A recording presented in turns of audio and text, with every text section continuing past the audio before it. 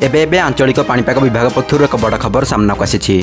सूचना अनुसार शीतर थरुची सारा ओडिशा 10 डिग्री तले राज्यर 14 सहर तापमात्रा। तेबे आगकू केउ अंचल को शीत सहित कुहुडीर मात्रा अधिक रही नहीं संपूर्ण अपडेट जानिबा किंतु ता पूर्व वीडियो गोटे लाइक करंतु सांगसाथी मानक सहित अधिकरू अधिक मात्रा शेयर करंतु। आपण माने जदि आम चैनल रे प्रथम थर पई वीडियो देखुथांती ताले एबे सब्सक्राइब करी बेल आइकन को ऑन करी रखंतु जहाँ द्वारा जेबे भी जेकोसी पाणीपागर लाटेस्ट अपडेट आपण माने सर्वप्रथमे आम चैनल रे पाई परिबे। ताहाले लेट न करी चलंतु खबर उपरे नजर पकाइबा। तेबे सूचना अनुसार शीतरे थरुची सारा ओडिशा सबुठी पारद तलमुआ हेउथिबारु पूरा राज्य रे ठंडा अनुभूत हेउछि।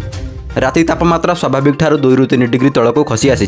10 डिग्री तले राज्यर प्राय 14टी सहरर तापमात्रा। गत किछि दिन होला शीत सह 8 ରୁ अधिक जिल्लार घन कुहुडी देखिबाकू मिलिछि। तेबे विशेष करी केन्दुझर, कलाहांडी, कोरापुट, कंधमाला, बलांगीर, सुंदरगढ़, झारसुगुड़ा, अनुगुल और ढेंकानाल आदि जिले स्वल्परू मध्यम धारणर कुहुडी देखिबाकू मिलिछि।